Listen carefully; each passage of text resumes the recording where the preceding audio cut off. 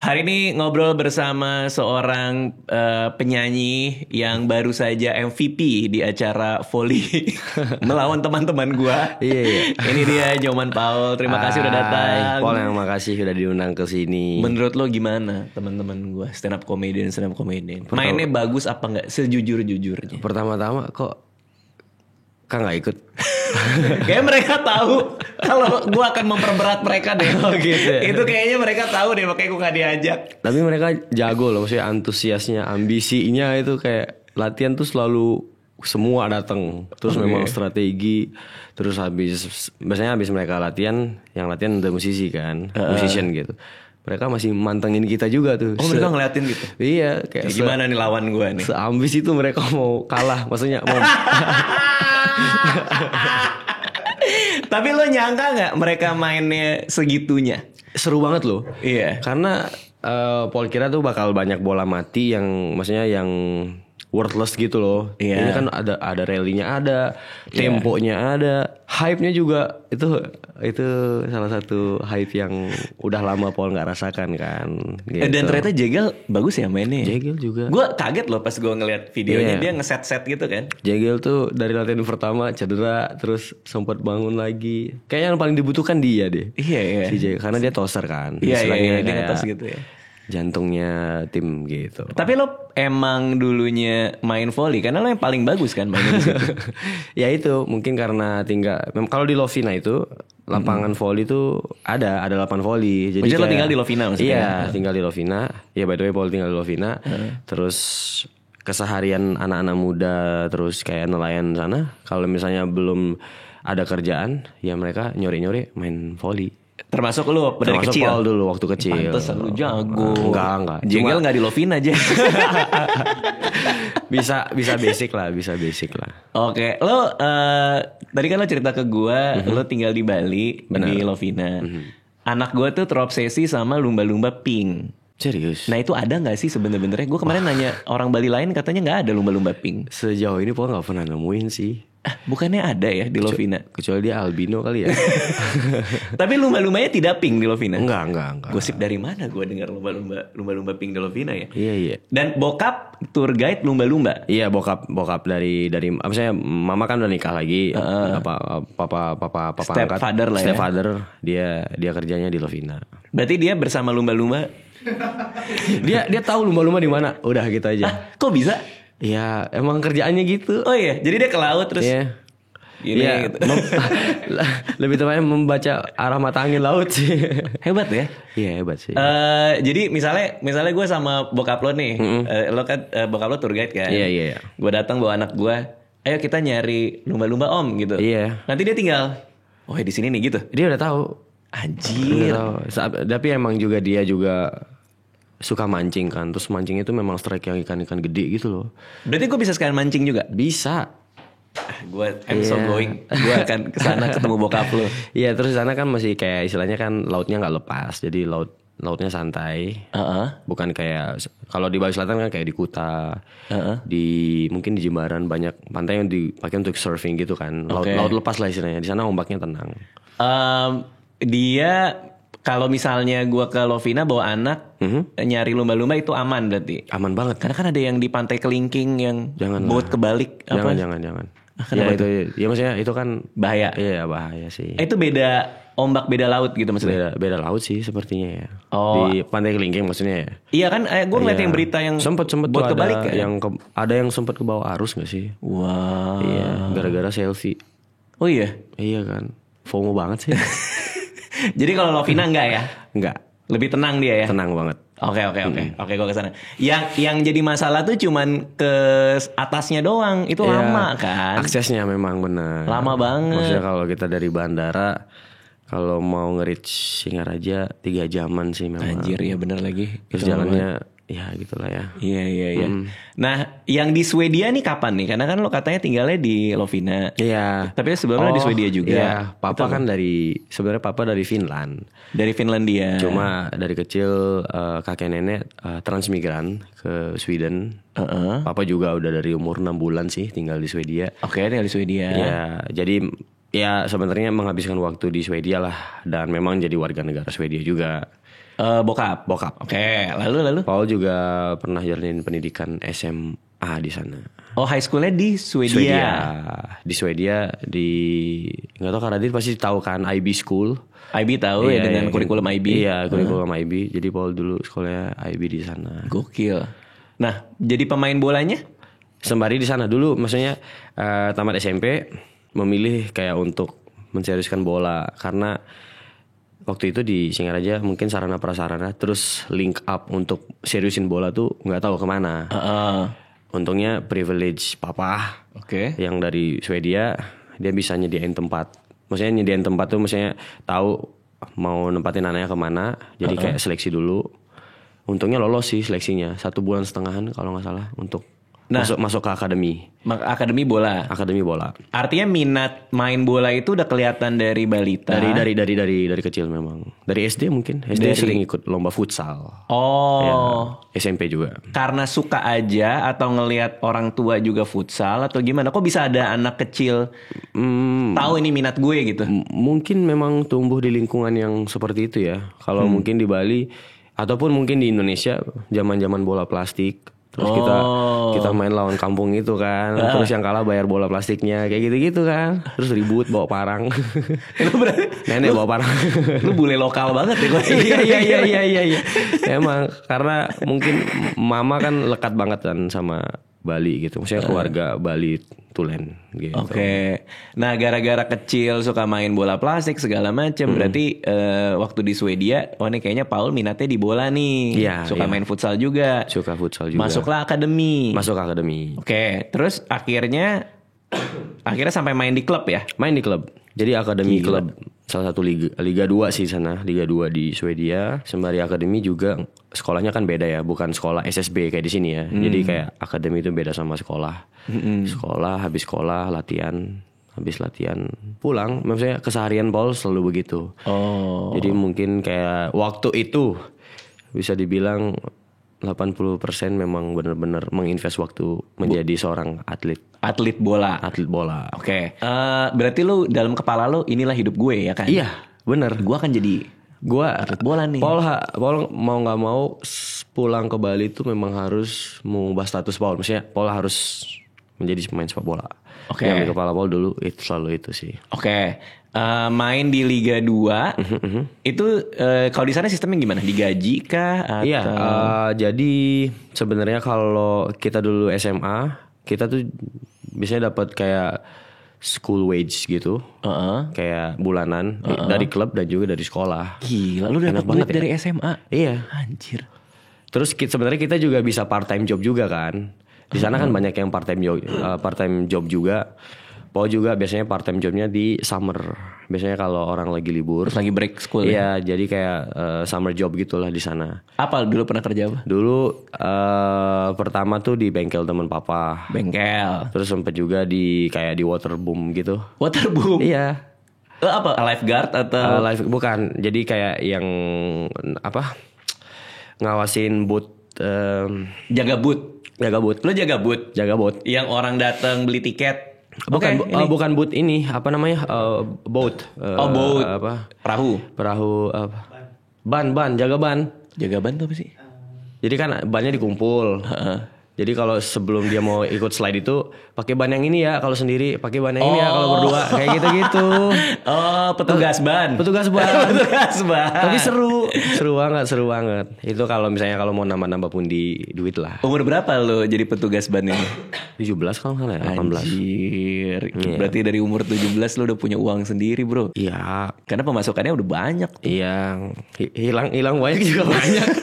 Masih muda kan dulu. Karena gitu. Apa? Lo biasanya spend buat apa? Bergaul gitu kali. Bergaul sih, lebih ke bersosial. Sama dulu kan beli sepatu bola.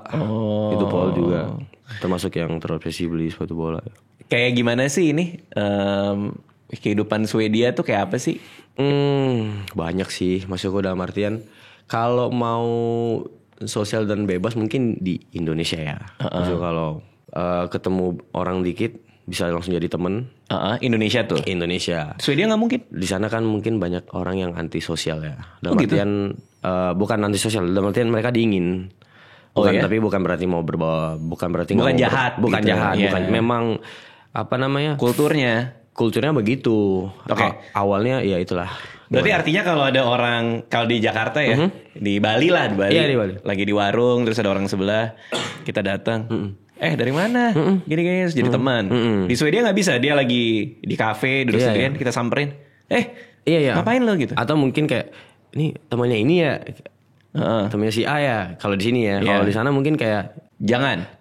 tidak akan saling berinteraksi. Oh, temannya sih, walaupun mutual friends. Iya. Itu sering terjadi. Misalnya iya.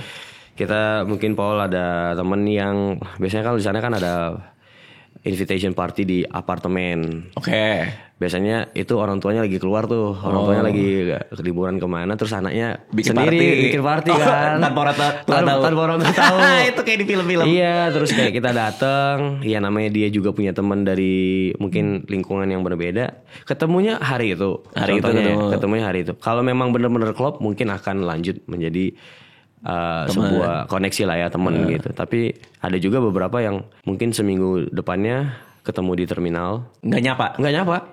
Aneh sih. iya sih. Itu agak aneh sih. Tapi memang flow-nya mereka begitu.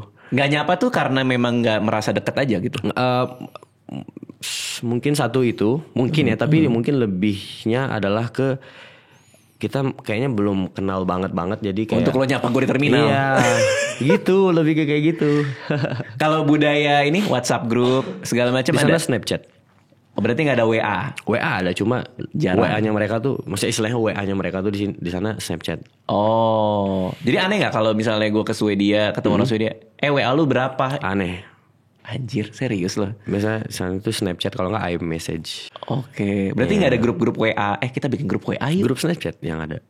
Aneh juga ya. Iya, Siapa jadi- yang pakai Snapchat di sini ya? Iya makanya. Tapi di sana tuh memang kenceng banget Snapchat ya. Oke. Iya, jadi kayak grup kelas gitu dulu. Ya, grup Snapchat. Lu ketika di Swedia ngerasa nyaman dan ini tempat lo?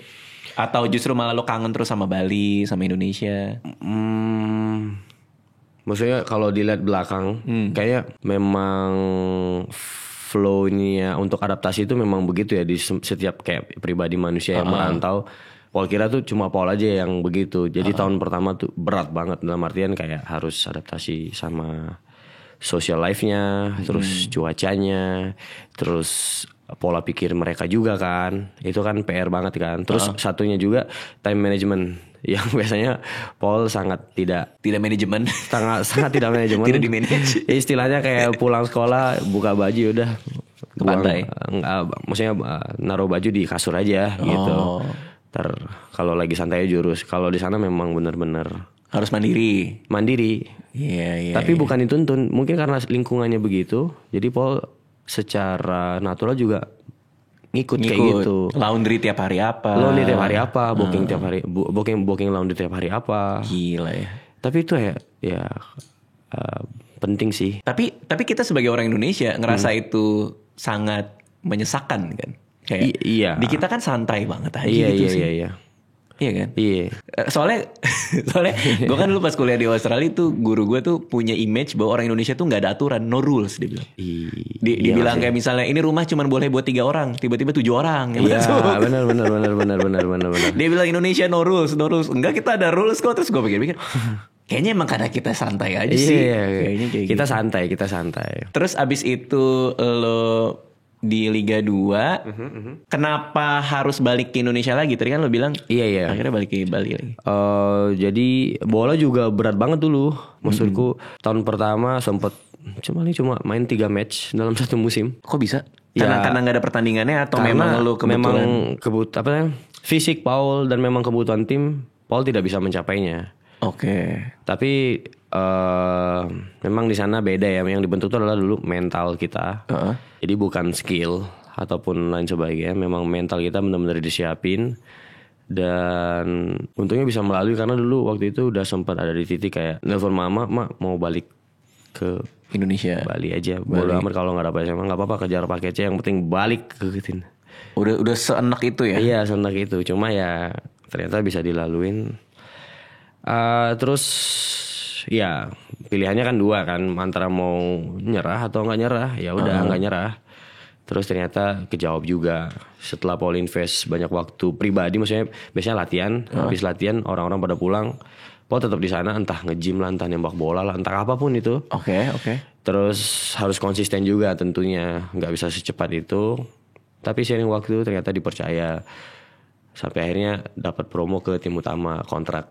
Gokil. Iya sih, itu kayak ternyata ya memang hasil kerja keras tuh memang ada.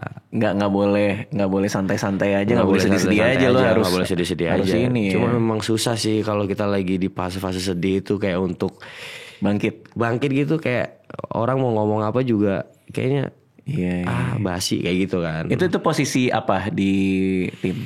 Left back kiri. Jadi kalau timnas kayak Verdong. Oke. Arhan mungkin ya. Oke. Nah, udah tuh dapat promosi di tim utama. Kenapa harus balik? Kenapa balik? Jadi waktu itu, short story adalah waktu itu Coach Nova Arianto namanya, asistennya Sintayong. Iya. Waktu itu lagi ada agenda Piala Dunia U20. Oke. Dan mungkin mereka waktu itu memang lagi banyak scouting pemain keturunan ataupun kayak diaspora. Salah satunya mungkin Paul. Jadi dia nge-reach out langsung dari WA, dari email juga, minta biodata, minta CV, terus ya udah Paul dan juga Papa Paul banyak ngebantu untuk buatin CV dan biodatanya, terus ngejelasin. Waktu itu ya udah ditawarin mau nggak kita, maksudnya untuk project U20, kapan mau ke Indonesia. Gokil. Semangat banget kan, karena yang memang kalau jiwa Paul tuh salah satu cita-cita menjadi pemain sepak bola adalah pengen main untuk timnas, karena keluarga mama mereka tuh fanatik banget sama bola kan. Oke. Om, kakaknya, terus kayak sepupu Paul. Itu kalau udah timnas tuh pasti nobar. Oke. Ya. Kebanggaan lah itu. Hayalan itu udah sampai ke sana waktu itu. Oke, udah gue bisa masuk timnas nih. Iya, gitu. dan semangatnya wah nggak usah ditanya lagi lah. Untuk benar-benar sampai di Jakarta, memang mungkin bukan jalannya ya, karena kalau nggak salah H-3, setelah nyampe di Jakarta H+3 berarti ya, H+3 atau H+ berapa ya, Paul lupa ya, maksudnya. Oke, setelah nyampe lah. Setelah nyampe ternyata Piala Dunianya dibatalin karena COVID. Yang waktu itu ya berarti. Iya, itu zaman-zaman LTZ sama Virginius bikin anthem song itu nggak sih yang yang nggak jadi kepake itu. Ya di sana zaman-zaman itu. Udah beli tiket untuk balik ke Swedia. Ternyata kedutaan besar ada laporan kayak Swedia lagi tidak menerima penerbangan dari Indonesia, karena India COVID. Dan China karena kasus hariannya paling tinggi, top 3 di dunia. Ya udah jadi nyangkut di sini. Gila. Terus itu kayak gila. Lu pasti hancur banget sih bro. Iya sih, tapi gue ngebayangin sih lagi. Tapi lebih ke waktu itu papa kayak akan papa carikan jalan dulu. Terus ternyata banyak agent tiba-tiba reach out Paul. Mau main di sini nggak? Mau main di sini nggak? Which is lokal Liga 1 waktu itu. Cuma yang Paul harapin tuh adalah dulu di loan, karena Paul kan kontrak di Swedia. Jadi kayak Anthony dari MU ke Betis gitu. Iya ada loan agreement. Walaupun dia harus balik lagi. Nah waktu itu yang cuma dapat agreement tuh Barito Putra. Ya udah kita pinjam kamu, berapa fee-nya kita bayar juga ke sana. Kita nggak akan kontrak kamu, karena rata-rata di sini tuh mereka maunya kontrak tuh mungkin 2 musim 3 musim. Paul nggak mau, karena waktu itu Paul masih muda, masih pengen keluar negeri lagi. Sayang masih muda udah di sini gitu. Dan udah dapat tim utama lagi. Iya, di Swedia. Tim utama. Waktu itu baru dapat tim utama. Jadi kayak baru taken kontrak 3 bulan. Habis itu setelah 3 bulannya ke Jakarta. Wah gila bro. Iya. Gila. Habis berubah itu banget rencana hidup lo. Iya. Terus. Ya, bahkan liga pun ternyata disuspend. Iya suspend, kalau nggak salah Kapolri ya yang langsung buat berita kalau misalnya H-2 liga mau jalan ternyata dibatalin lagi kan. Itu kayak stres sih pasti. Iya sih. Oke, lalu. Ya udah, akhirnya nggak dapat loan kan? Dapat loan, kontraknya udah ada. Dengan Barito Putra. Oke. Terus udah TC udah semua, tinggal liga. Habis itu kalau nggak salah liga cuma berjalan setengah jalan, maksudnya setengah musim. Sempat main. Oke. Sempat habis itu balik lagi ke Swedia. Paul ngerasa udah nggak bisa ngajar mereka lagi. Oh. Karena memang benar sih, maksudnya kesadaran diri melihat kebutuhan tim, dan sekarang memang profesional udah nggak kayak akademi dulu lagi. Maksudnya pertanggungjawabannya udah jauh berbeda. Maksudnya udah sama senior juga kan. Dan tim juga lah waktu itu langsung kayak ngomong, kayaknya kamu untuk mengejar kita juga, atau misalnya untuk kebutuhan tim untuk season ini nggak bisa. Wah, itu heartbreaking juga tuh. Iya sih, lebih ke kayak yang awalnya cita-citaku membara banget ya, tapi itu secepat itu per 6 bulan tuh 7 bulan bisa ngeflip sesuatu. Gue ngeliat lagi tuh baju apa, lu foto-foto lo pakai apa baju-baju timnya tuh. Iya, lagi main. Ya udah, habis itu balik lagi ke Indonesia. Nah itu abis itu lo pasti gampang ya, kayak gue mau ngapain dengan hidup gue, apakah ini pilihan karir yang terbaik, Iya, ya kan? benar. Sampai makanya pas gue lihat profil lo ya, ketika lo sekarang penyanyi ya, itu gue ngerasa kayak kok jauh banget ini orang ya, dari pemain bola sampai penyanyi. Iya. Berarti tuh lo tahu ada audisi Indonesian Idol di tengah-tengah kegalauan itu berarti. Nah setelah itu Paul balik lagi ke Indonesia karena mungkin lebih ke tergiur akan short term ya.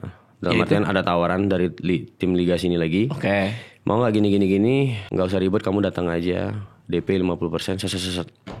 Terus ya udah main bola tuh. Main bola lagi sini. Berhentinya karena dulu kasus Kanjuruhan. Oh, I see. Yang supporter banyak meninggal. Iya. Supporter banyak meninggal itu satu Indonesia ya, liga dibukukan. Ya udah Paul jadi pulang ke Bali. Selama 3 bulan kalau nggak salah, nganggur lagi tuh. Nganggur lagi bro. Pokoknya periode itu periode nerakanya bola sih kayaknya. Terus lu stres sih. Iya stres. Pasti ya ngapain bangun pagi terus ke pantai. Ya udah ngapain gitu-gitu. Ya buat aja. apa gitu kan. Hidup gitu-gitu aja. Sampai akhirnya liga ada kejelasan liga mau lanjut lagi. Karena mungkin Pak Erick Thohir langsung turun tangan tuh. PSSI mencoba ngedealing sama FIFA. Untuk jangan di-ban lama-lama. Ternyata ada jalan keluarnya. Paul ada tawaran untuk masuk Bayangkara FC. Oke. Which is home base-nya di PT IKA di perguruan tinggi ilmu kepolisian. Di sini ya, di Jakarta. Iya, tahu. Nah, gara-gara itu Paul ke Jakarta. Itu kayak merasa hidup lagi kan. Maksudnya ketemu senior, terus bisa ke Liga 1 lagi. Terus kayak back in track lah istilahnya, back in track. Tinggal nunggu. Waktu itu draft kontrak udah keluar juga. Oke. Waktu itu draft kontrak udah keluar. Intinya mereka kayak sabar. Nanti kalau nggak salah waktu itu transfernya tanggal 10 atau 11 Januari kalau nggak salah ya. 2023. Oke. Habis itu malam-malam di mes lagi nyantai, main HP, scroll IG. Mungkin algoritma ini jadi kecampur ya. Kalau ke tempat yang baru buka explore ternyata ada open audition Indonesian Idol. Iya, Kebon Jeruk gitu MSC. Terus Paul nggak tahu seketika aja kayak nyem gitar di mana ya? Aku mau ke sana gitu, mau eksperimen aja.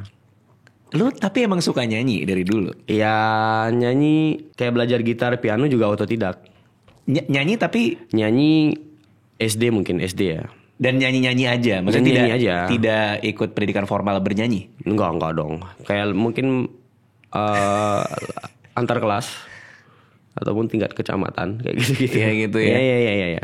Dan lu kan di pikiran lu pemain bola nih. Iya. Kok Indonesian Idol tiba-tiba gue pengen ikut tuh agak jauh loh. Mungkin karena satu kalau musik ataupun seni dari keluarga mama. Oke. Jadi di sana tuh kayak kakek dia kan dalang. Nenek tukang nyinden, maksudnya penyanyi nyinden juga. Mama penari. Jadi mungkin hidup tuh ya. tumbuh tuh dalam seni ya. Jadi Paul juga kalau dulu di Bali lagi kumpul sama teman-teman, dominannya nyanyi.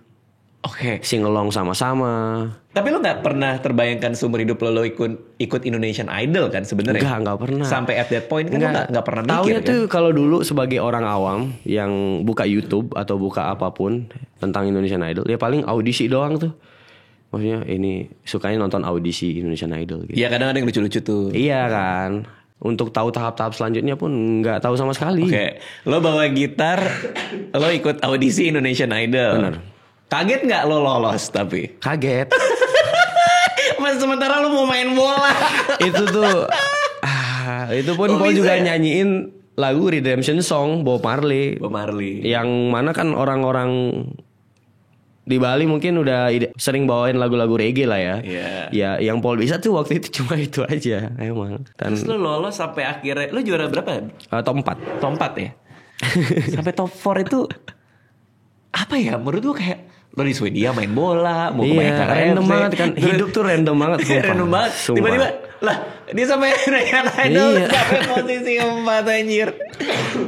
Keluarga bilang apa itu begitu lo keluar sebagai posisi 4 itu?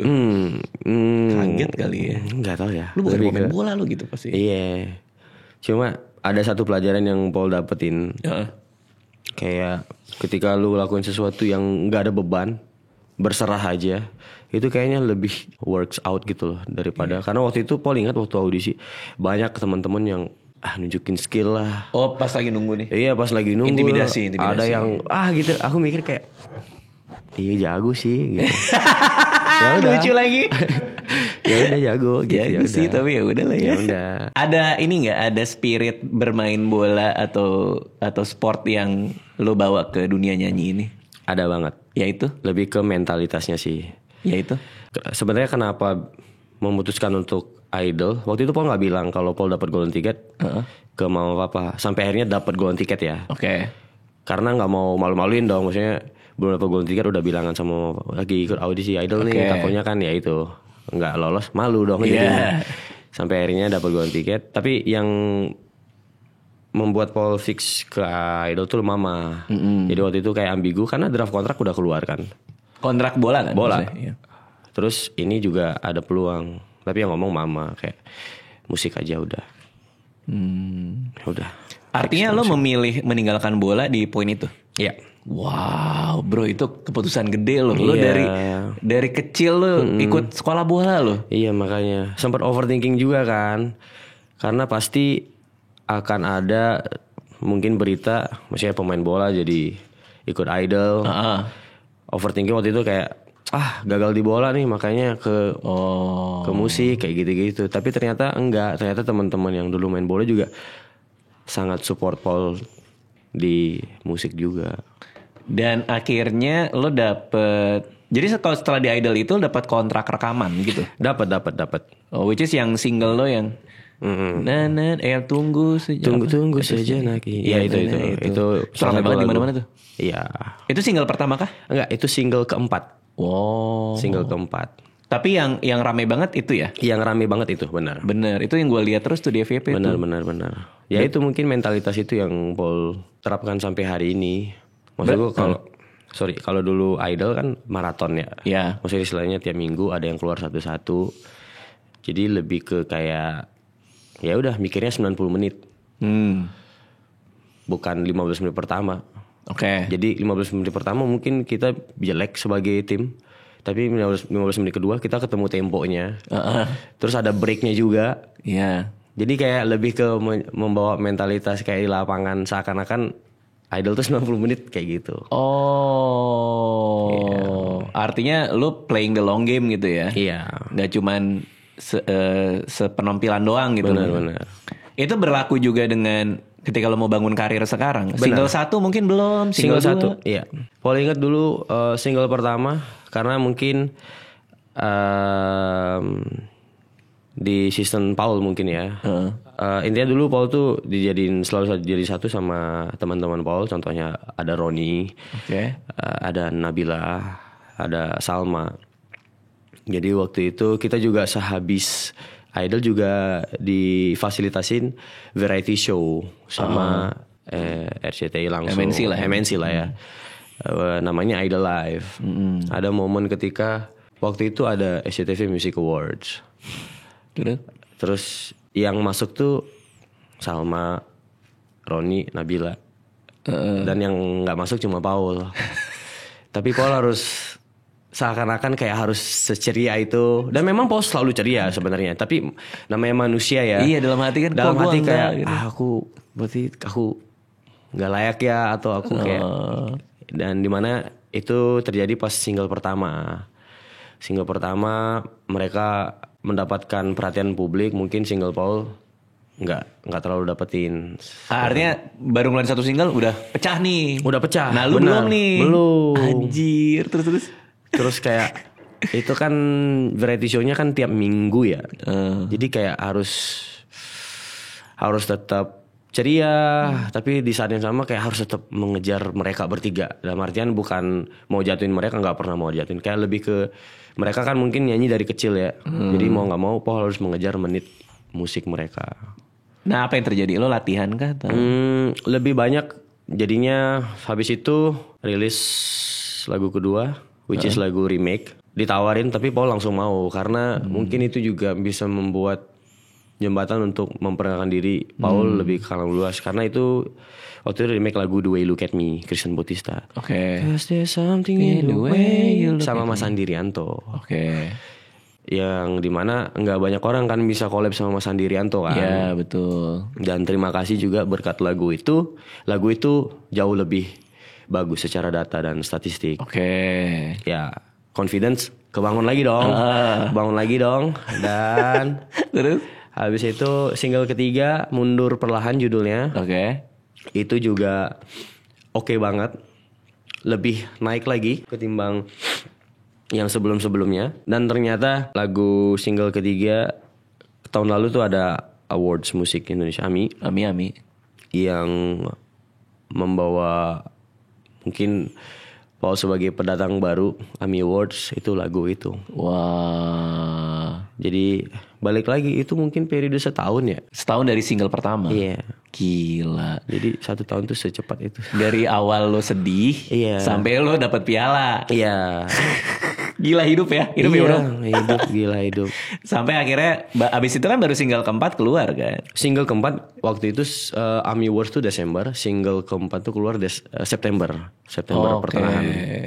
Nah itu pecah tuh. Naik tuh lagu itu. Ya itu pecah. Yang baru pun yang soal sahabat lo juga Alunan Mimpi juga pecah juga tuh. Ya oke lah. Itu soal sahabat di Bali. Sahabat di Bali. Judulnya lagu itu judulnya Alunan Mimpi. Jadi sahabat dulu nongkrong lah. Oh. Temen kecelakaan atau? Kecelakaan. Oke. Lo bikin lagu itu kah buat dia? Iya. Oh lo yang nulis berarti? Paul yang tulis. Oke. Gitu. Ini untuk semua, kalau kan lo ada album Luap ya? Judulnya Luap ya. Yang baru rilis sebulan ini nih. Benar. Berapa banyak lagu yang lo tulis untuk di album ini? Ikut kontribusi nulis 7 lagu. Oke. Dari total? 8. Wow, mayoritas ya. Iya. Termasuk ini lagu Luapkanlah. Luapkanlah benar. Nah, itu apa lagu soal apa? Gimana prosesnya? Lagu Luapkanlah mungkin satu-satunya lagu yang dari awal sampai selesai nggak ada pengulangan. Jadi kayak bener-bener storytelling. Oke.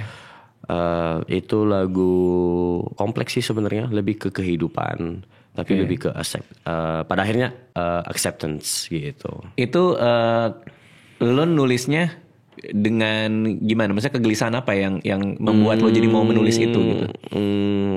Lagi sendiri aja ya di rumah. Terus ambil gitar kah? Atau? Main piano biasanya Paul. Main piano. Iya. Mungkin ketemu emosinya per hari itu. Dan emang Paul juga buatin lagu ini untuk kakak Paul. Karena dulu banyak ngabisin waktu sama kakak, tinggal sama kakak. Jadi emang ini lagu untuk kakak. Iya. Pada saat bikin Luapkanlah, apa memang mindsetnya udah buat album atau saat itu kayak enggak? Oke, gue bikin sendiri aja gitu. Bikin sendiri aja. Berarti belum nggak ada jadwal khusus untuk bikin lagu-lagu tuh nggak ada. Nggak ada. Jadi ngumpulin materinya gimana?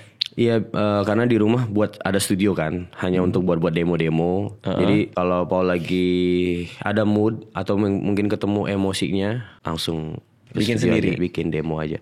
Kan stok. Siapa tahu suatu saat ketika label lagi nanyain, kita bisa sharing-sharing kan. Mungkin kalau memang harus dari jalur workshop dulu sama produser, nggak apa-apa. Kalau misalnya udah ada demonya, terus mau diproduserin juga bisa kan. Jadi kayak lebih ke ya itu manajemen mungkin ya. Jadi menyiapkan stok-stok aja.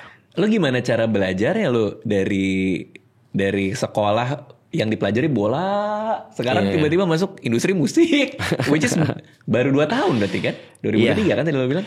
2023 ya benar. Gimana lo ngejar semua pelajaran industri ini gitu? Nanya orang kah, ikut kursus kah atau? Gimana ya? Kalau cuma ngandelin satu aja, nyanyi itu dengan rasa. Oke. Iya. Paul bukan tipikal penyanyi yang akrobatik lah. Pakai teknik ini, teknik atau yang stage act-nya bisa mempresentasikan penyanyi sendiri. Enggak, lebih ke kayak ya udah merem kalau bisa nyanyi gitu aja.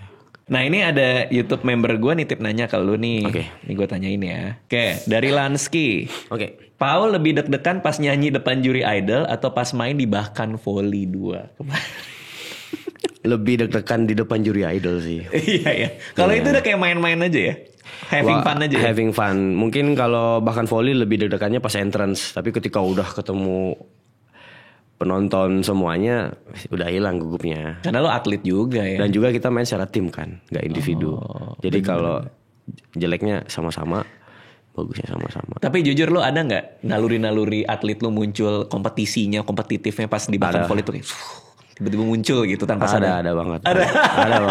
Ada banget. Lo orangnya memang kompetitif dalam kehidupan nyata? Gak tau ya, mungkin kalau Kak Raditya lihat Paul gimana. Tapi Paul lebih ke misalnya orang lain ada di titik ini dan mereka layak ada di titik ini. Kalau mereka bisa, Paul juga bisa dong berarti. Oh ya berarti kayak, oh gue ada contohnya orang bisa nih. Ada contohnya. Gue juga harus bisa juga. Harus bisa juga. Dari Yar, Paul ada niatan bikin lagu soal sepak bola nggak? Tapi itu lo hampir setengah hidup lo tahu sepak bola. Sepak bola ya. Iya. Tapi kalau buat lagu tentang sepak bola sih juga gokil juga sih ya. Iya, tendangkanlah. Tendangan, penaltikan lah. Iya. Kartu merahkanlah. Kartu merahkanlah. Si Fadil ini, dia ngakunya jago bola. Oh. Pernah sekolah bola juga kan lo? Dia bilang mau jadi atlet. Oh iya. Ya lo nyanyi dong. Enggak habis bola nyanyi juga semuanya. Kayak Oki itu kan, Kak Oki kan habis bola aktor. Iya, atau benar. Komedian juga. Tapi main di Liga Indonesia sama Swedia tuh beda banget gak sih? Beda. Sebenarnya? Dari sisi kompetisinya, dari sisi semuanya beda ya. Banyak banget. Kalau lebih fisikal mana? Eropa apa kita? Kalau fisikal mungkin di sini. Oh iya, itu lebih fisik tuh, lebih nabrak, lebih ini gitu. Kalau di sana lebih ke taktikal sama tempo sih. Oke. Nah terakhir ini dari Limitless, apa end goalnya Kak Nyoman Paul? Wih. Kalau lo bisa bayangin perfect life lo dalam sebuah frame, lo apa? Lo ngapain gitu? Gambarnya apa tuh? Kalau gue ya, mungkin karena gue abis ngobrol sama lo ya. Di Lovina gue. Iya tapi keren. Di Lovina gue, anak gue udah gede, terus gue sendirian gitu, mungkin mancing baca buku gue. Bener. Sama istri gue. Itu kayaknya perfect life gue. In the end itu. Iya. Udah tua banget. Udah tua banget dah. Di situ aja gitu. Kalau lo apa? Lo punya nggak picture-nya itu? Apa justru nyanyi di depan? Enggak. 100.000 orang? Enggak dong. Gini ACDC lu. Gini apa ya? Hidup secukupnya. Iya ya. Kayaknya lo tipe yang kayak gitu ya. Hidup secukupnya. Kayak yang penting bahagia ya. Hidup secukupnya. Misalnya jangan ketuaan, jangan juga kemudaan. Oh gitu. Pas-pas aja. Pas secukupnya aja. Betul. Lo ada ini nggak? Ada keinginan gabungin bola sama nyanyi? Nah itu udah bukan prinsip hidup secukupnya, itu lebih hidup serakusnya. Nyaman banget, makasih udah mampir ke sini. Albumnya bisa didengerin di mana? Teman-teman, kalian bisa dengerin album perdanaku, judulnya Luap. Di segala digital streaming platform yang tersedia. Di semua DSP. Nextnya buat lo apa? Akan ada video klip kah atau apa? Ini tayangnya kapan? Ini mungkin 2 mingguan. 2 mingguan. Ya udah berarti dengerin sekalian juga. Aku ada duet sama Keisha. Ada duet sama dia. Judulnya Denganmu Saja. Bisa didengerin di segala digital streaming platform yang tersedia. Oke. Thank you bro, makasih udah mampir ya. Ya. Sukses buat semuanya. Makasih banyak.